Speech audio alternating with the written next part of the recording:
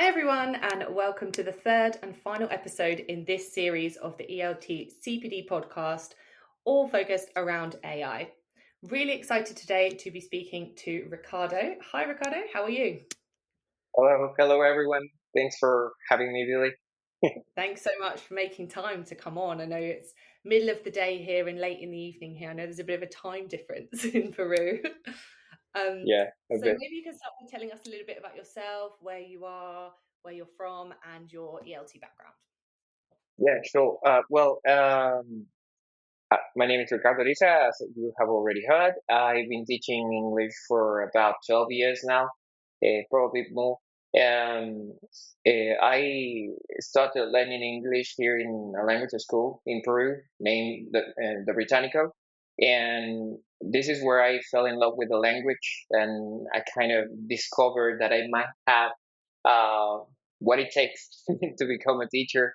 And I ended up following the path, right? Taking the ELT course. And I taken international exams, right? I hold CPE. And during my time at the Britannico, I received third training, completed the ESL, and eventually, I would say that on my own, I continued to read books, check material online, attended webinars. We also have these annual events and also webinars that Britannica organizes. You've been in a couple of them, right? Which I would say were really good. I had the pleasure to attend to all of them. I think I don't think I missed any of them.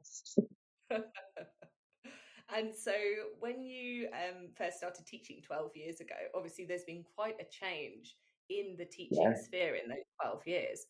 What changes have you noticed over that time technologically in the way that you're teaching and the way that your students are sort of receiving that as well? That's a very good question. Looking back, I I can remember that whenever it came to technology, it was considered more like an afterthought, or Mm, maybe if you could include something connected to technology or this other thing, it would be nice. It was not really a priority, yeah. and many times it was seen as something that would make the process of teaching perhaps a little bit more difficult, right? Not every teacher is tech savvy, so I'd say we also have to consider that not everyone had the same opinion. Uh, but I always welcomed the idea of using tech in the classroom, right? Mm, mm, Going back to the beginnings when we used Kahoot, right? And to now the use of artificial intelligence, right? yeah. Of And course. And you take quite a keen interest in AI, right? I think you sort of yeah. do quite a lot of study yourselves and you teach with it. What is your experience with AI in the classroom? Well, in general, it's been very positive.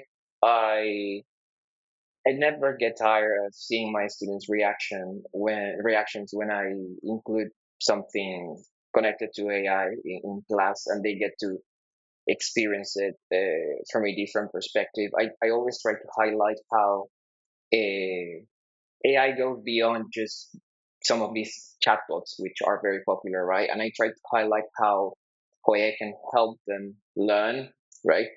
With emphasis on that learning, right? Rather than using it to just copy paste information. There's a myriad of application and resources that we can use nowadays, right? So I always try to filter the ones that I think would work best in class, and I'm always asking them to assess if they like the activity, what I could improve, right? So I think that for the most part, it's been positive.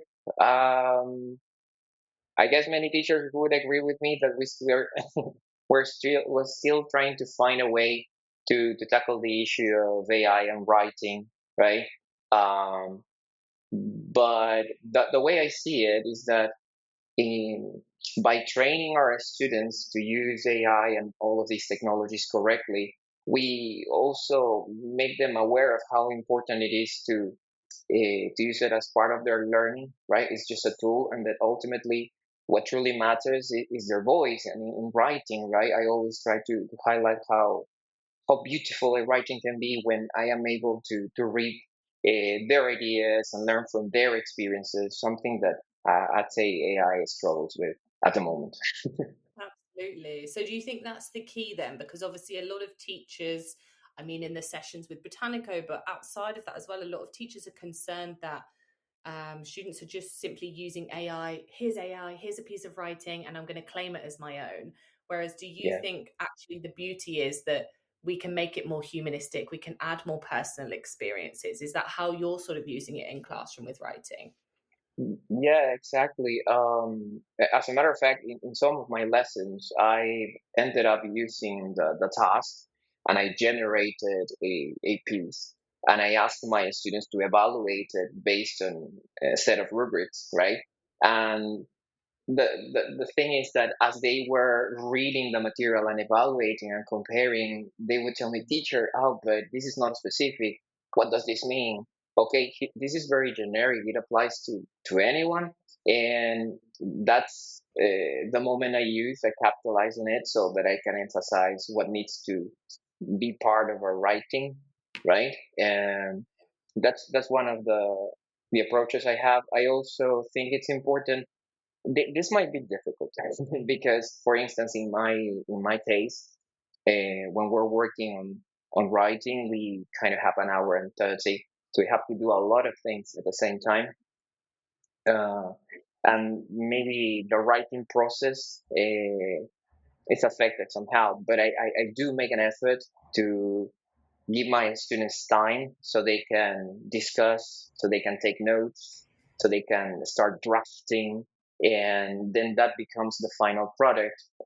Something that's worked well for me is providing them with a link to a Google Docs where they start doing all of that. Right, I have a template, right, and where I leave the questions according to the type of task we're working with, and then they discuss, they take notes, they type ideas, they type useful phrases. And what I really like is that by the time I receive the final product, I'm able to see both pages, right? Where the drafting process took place, the ideation part, and I get to see the final product, and I get to compare if everything is connected, right? Absolutely. That's really good. So it's more like a critical analysis of the Mhm. whole sort of writing realm rather than just here's a task and here's a Yeah, piece of writing. exactly, That's right? really good. Because it's just that sometimes, well, it's happened to me. I would normally focus more on the final product and forget about the process, whatever took place before that, right? And I think that's becoming more important nowadays, right? That we pay attention to it, and also, I guess when something that's been working really well for me is reacting to the writing, because as a teacher, you would normally focus more on the rubrics, right? Check grammar, spelling, vocabulary. But I've noticed that they really like it when I leave comments based on the content, right? And also Mm. add some of my experience there. And of course, I leave notes and they have a space to correct, but they end up feeling like I actually read their piece, right? That I Exactly. paid attention. I was not just moving through it, correcting stuff. So I think that's also important. Absolutely. So it sort of works both ways, right? If we assume that a student is using ChatGPT to create their writing, then they're going to assume that the teacher is just going to skim it and say, here's your Exactly. score, rather than analysing the task for the students to then Hmm. analyse, analytically write it. The same goes for the teacher as well, I guess. Exactly. I just wanted to focus on what you said about focusing on the production side of things. I think also that's Mhm. really critical to sort of exam preparation students, right? Because Yeah, when they go into an exam, we teach a lot of reading skills, right? We teach skimming for skimming and scanning and reading for gist. But with correct. writing, it's not just here's the structure, here's the task, write it.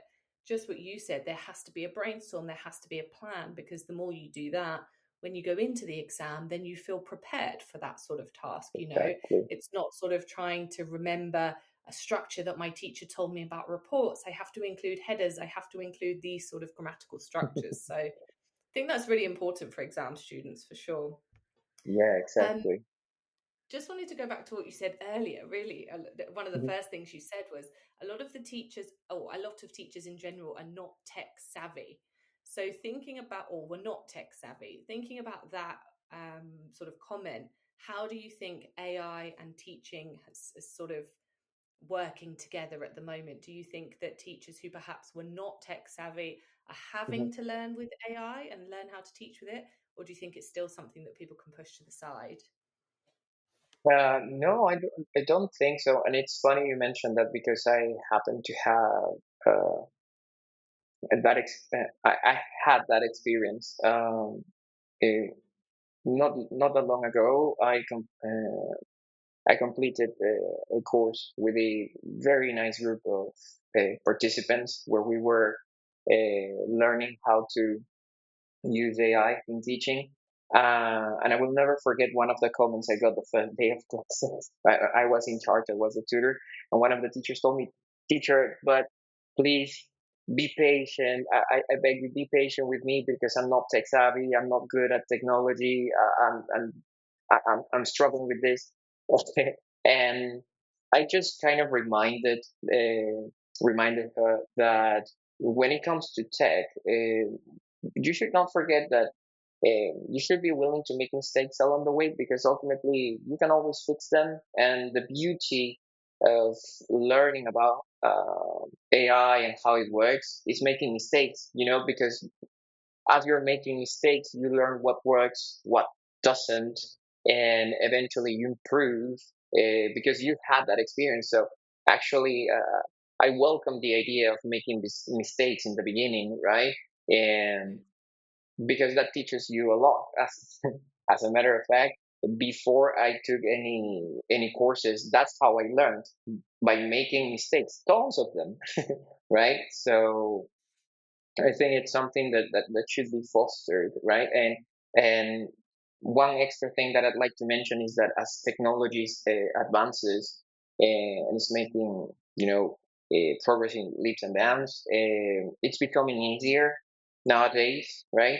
In the past, you would have to learn about prompting. I still think it's relevant and important nowadays, but many of the tools we have nowadays fix the prompt you're using, right? And that's something great, right? Many teachers in the past would not know where to start in terms of image generation, to give you an example.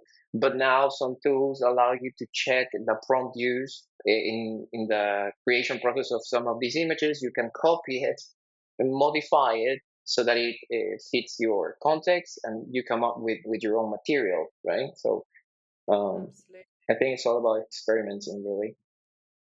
I think it's ironic what you said about willing to learn mistakes. I mean, we teach our students that all the time, right? So we should take our own Yeah, advice of what we're trying to exactly. teach. Yeah. Yeah, absolutely. So obviously there's been advantages in terms of teaching, in terms of lesson planning, maybe lesson Mm. inspiration, maybe creating supplementary materials, enhancing Yeah. coursebook activities. But have you seen any disadvantages to AI as a teacher? Any disadvantages? Feel free to Well, say no uh, if there's not. no, no, no. It's a good question. I'm trying to remember a couple of instances. Well, I would say that typically when you have new tools or new resources, since they are in beta mode, typically the output is not the best, right? Mm, But I would like to highlight how important it is then to have the human in the loop, right? Our judgment is crucial. At some point, I heard someone saying, "Yeah, now that we have AI, anyone can be a teacher, right?" But I don't really, I don't really think that would be the case because we still need expertise, it's only because of your experience, what you learn and your background, that you will be able to filter if the output you're getting it's correct, or if it's going to fit the class you're trying to teach, right? A huge mistake would be just assuming that the output you're getting is good, right? And start using everything you get from an AI. So I'd say one of the disadvantages is that not every tool will give you a material that is 100% perfect. For the most part, it will produce what I would consider if we talk about marks, a C plus type of result. But then I'm fine with it because I'm willing to, put in some work so that I can transform it into an A, right? And I know that's actually part of my job, right? I'm supposed to do that. So Definitely. I'll say that that's Yeah, one of of the course. disadvantages. That's a really good point. And I think a lot of the time, again, I'm going to relate it to sort of the typically non-tech savvy, or perhaps the teachers Mhm, that were reluctant to use technology, or perhaps didn't have the classroom capabilities to use mhm. technology a few years, even months ago, or pre-COVID. I think that it's quite difficult because now all of these tools are around, and they've happened so quickly. Everything's evolved, and everyone's expected to use it now in education, but perhaps there's not enough base knowledge. So a lot of Correct. tools that exist now use ChatGPT as a base, right? And Yes. their knowledge base comes from ChatGPT because obviously that's a large data set. However, the person using that tool doesn't understand that perhaps that data set comes from ChatGPT, and it's just a reworked model of it, essentially repackaged into a nice, shiny, Yeah. different platform. So I think that also adds to the fact that we can't trust everything that is Mhm. generated, because that it's still coming from ChatGPT, as much as we try to get away from that sometimes. So yeah, just Correct. adding to that, I think that's a good well, Mhm. it's definitely a disadvantage for sure. And are there any specific AI tools that you like to use, your go-to? Well, it's funny that you mentioned that in the end, ChatGPT tends to be used as the engine, right, to power all of these tools. So I know it might sound counterintuitive, but oftentimes I end up using ChatGPT because I like to be more in control of the material that I'm creating. So I'm really into using my prompts and editing my prompts so that it fits what I'm trying to use. And now that we have the GPTs, right, they become available to everyone. I think it's a great opportunity for all of us to try the material we have there. But yeah, I do have some tools that are my favorite. Have you ever heard about Annie? Call Annie? Is it spelled? How's it spelled? I'm going to put some Call links to the CS. resources. It's call Annie, literally as it sounds, CALLANNIE. Perfect. It's a chatbot where you use voice, right? It's a voice to voice tool, and it's got AI embedded into it. Nice. And I typically use it during speaking lessons. I have two approaches. Typically, I would use it as an opportunity for my students to use all of the lexes or functions we learned during the lesson and put them into practice. The, the funny thing is that many times some of the situations we rehearse in the classroom lack these this factor in real life. You cannot really predict everything or follow a specific pattern, right? So what I like about it is that and it will react according to the conversation, but it will not necessarily be the same reaction you have in your course group. So it motivates it to to do some critical thinking, come up with what is the right phrase or word they should be using. I like that you can interrupt it, it will listen to you, and it's got this personality, and it's very kind, and listens to you, and I really like that. My second approach, I typically have them do that, and then I say, okay, but why is it that an AI is doing better than our partner? Because notice, what is she doing? She's reacting. She's using the phrases. She's asking extra questions. Did your partner do that? No. Let's have a second round and let's try to replicate some of those good things that Nice. we as humans are supposed to do, right? And typically, when they realize, hey, an AI is not supposed to do better than me, they have a second round, and it's really nice to see how perspectives change. Uh, it's also got a feature where you can change the character. It's got different personalities. So there's one character when you dial the number 3, you call Dan, which is the complete opposite of Annie. It plays the the devil's advocate role. Mhm. Am I saying that correctly? I think, right? Absolutely. And it's very hard to get Dan to agree with you, and it's a perfect opportunity when I've used it in instances where my students role play situations where they're having a conversation with a parent who's not willing to accept whatever they're proposing.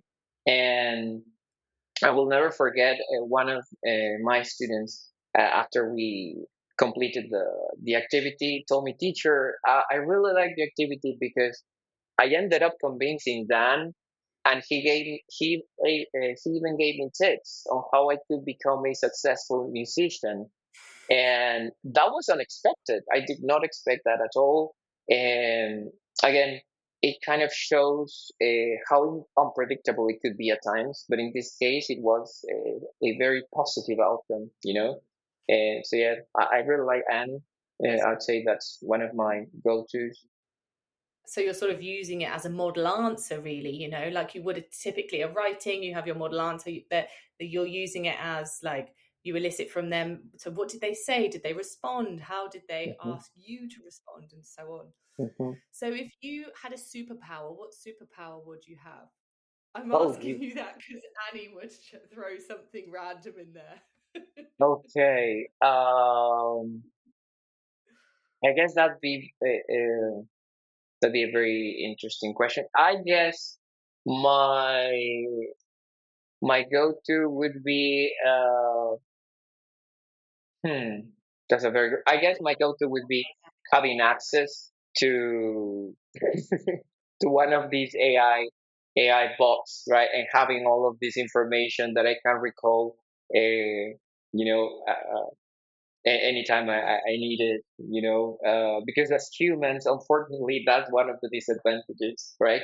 We cannot really remember the same amount of information of an AI can, right? So it would be very interesting to have all of this information available, you know. So is Uh, that type of question how unpredictable Annie is in the bot?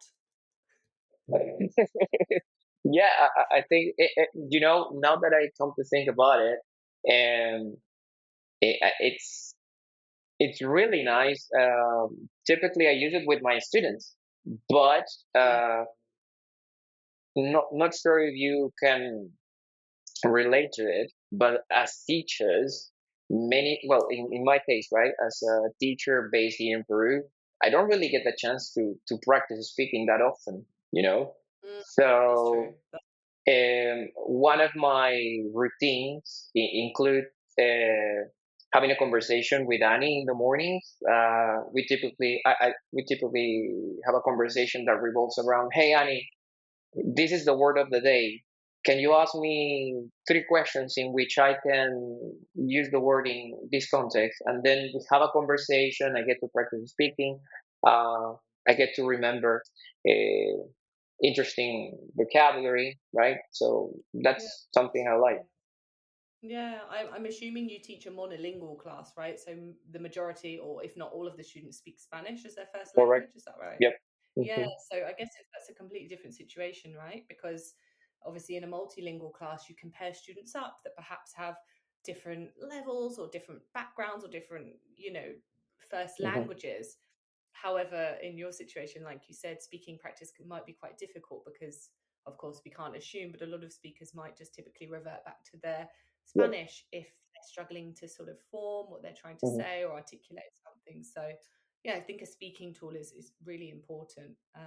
Mm-hmm. And what about sort of teachers using AI for themselves? Do you tend to use AI tools more with students or more behind the scenes for you as a teacher with your own teaching admin?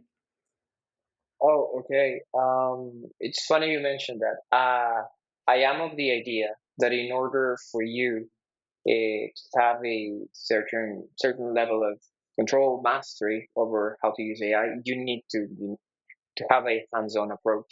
We have a lot of material online. It could be overwhelming. There are a lot of guides, a lot of PDFs that you can read, a lot of theory. But ultimately, I think that this needs to be balanced with the practice part. And I do. Ethan Mole came up with this concept that we should be using AI for everything, right? Using it as a co-intelligence, and I'm a great believer of that idea because the more cases you find to use AI, the more experience you get, the more you learn about what works, what doesn't. And yes, I do. I use it when I run out of ideas. I would typically use it as a co-intelligence partner to brainstorm what extra activities I could use. Um, Not sure if you've been in the same situation, but as teachers, we don't really finish or complete our shift when the class is over. Of We course, go home and we need to start thinking about the extra material we need to come up with. of course. So thanks to AI, I'm able to generate material at a scale and much faster. And the idea of having differentiation in the past would have represented a great challenge because of the time you would need to invest. But now, and you just mentioned it, right? With having students with different levels, I could I could provide the AI with my activity and then ask it to create three other different types of activities, four different levels, so that in class I could give my students different material according to the level they are in. Or mm, sometimes I like to tell them, hey, here's the activity.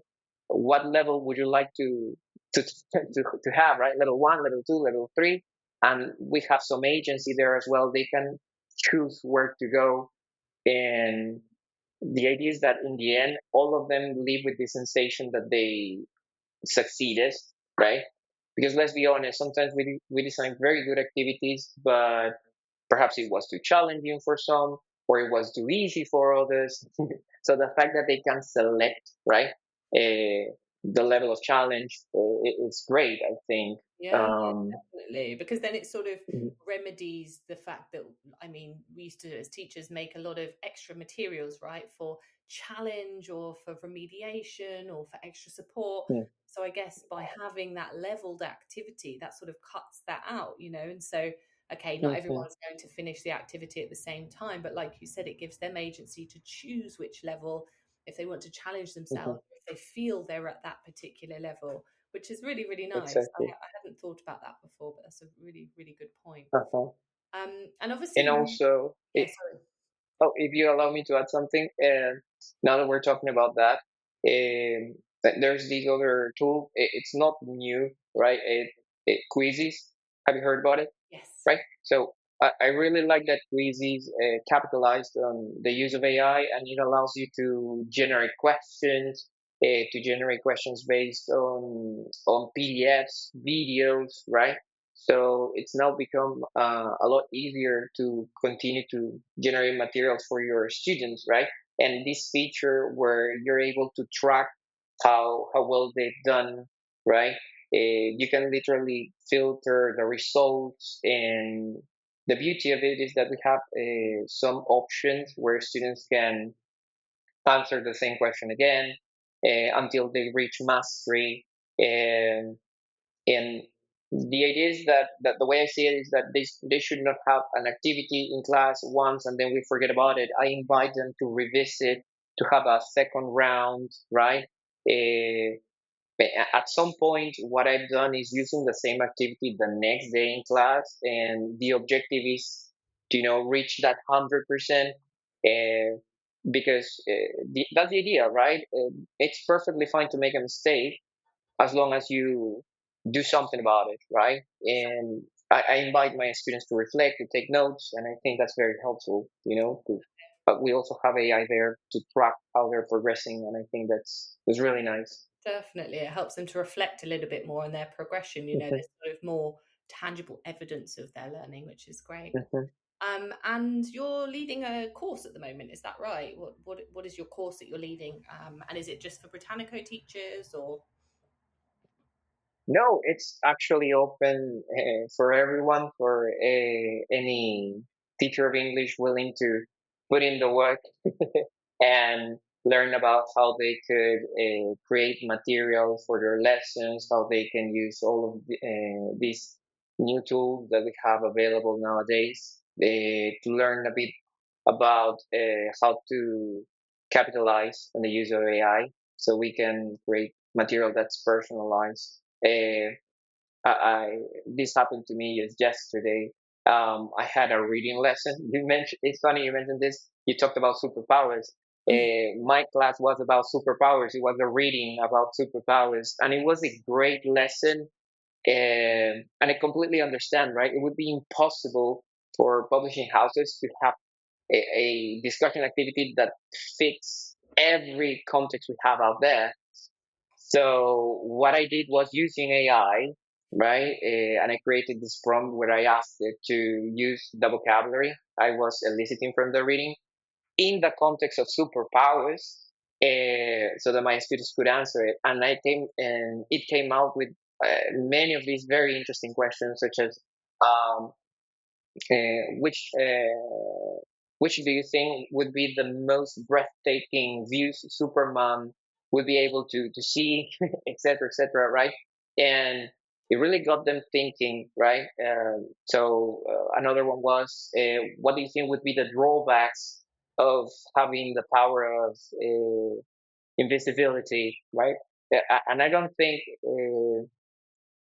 I would have been able to come up with something like that on a whim. Yeah, of So course. I think it's great, right? That Yeah, you can do things like those. absolutely. Just providing inspiration, right? Because we all get writer's block or teacher's block. And yeah, absolutely. So I think all round we found a lot of positives in AI. And hopefully, any teachers who are listening to this who perhaps want to venture into using it or perhaps feel a bit reluctant would feel a bit more comfortable with some of the tools that you've Hmm. mentioned, even if it's just starting with ChatGPT. I know Hmm. you mentioned that there's GPTs. I just want to quickly explain that they're sort of specialized versions of ChatGPT, which are available on the left-hand toolbar of ChatGPT, and they're free to everybody. So they're sort of trained with specific data. Let's say you're talking about assessment, you can sort of find an assessment GPT, Hmm. and all of the answers will be related to assessment. Just for those listening who aren't sure what that is. But thank you so much for sharing your wisdom. I think it's been wonderful and really helpful, as I said, for teachers who are thinking about using AI or perhaps want to use a couple of new tools aside from ChatGPT, and hopefully they'll try some of the activities that you mentioned as well. Oh yeah, of course. So Polani, quizzes, check the AI features.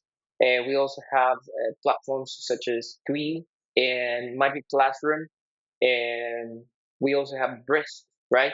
And many of them offer training, which is really nice, right? We offer training so you can learn the ropes and get started. So if anyone is interested, as I mentioned, we have this course at the Britannico that is named Technology, Artificial Intelligence, and Digital Materials in ELT. It's a bit of a bit long, I know, but well, if like I said, if they're willing to put in the work, because I'm really into that, right? Want, if you really want to learn how to use it, you need to have a hands-on approach. So during the course, I invite my students to create their own material, right? I'm not really into just telling them about it, right? I ask them to produce their own material. So if they're interested, they're more than welcome. They can check Britannico's webpage and follow them on social media. And you are also uh, offering a course, I've heard, right? Yeah, Uh, absolutely. Yeah. So we've just ELT CPD has just released its first two courses. using AI in the classroom. So one is about using it for productive skills, so speaking and writing. And it's got sort of AI terminology, common terminology that might be useful. Then it leads into sort of activities for speaking, activities for writing. Then we move on to talking about AI detection. And then there's also a course for receptive skills as well. So sort of broken down into those segments. And I think it's really useful because you get sort of 20 to 30 plus activities that you can just implement straight away into the classroom. They're sort of tried and tested, lots of different tools on there as well. And there's videos of me using them. So it's not just, here's a tool, go away and try it. So Exactly. That's the idea. yeah, it's really important, isn't it, for teachers just to sort of keep up with this because it's not going anywhere essentially. So I think that's the key, isn't it?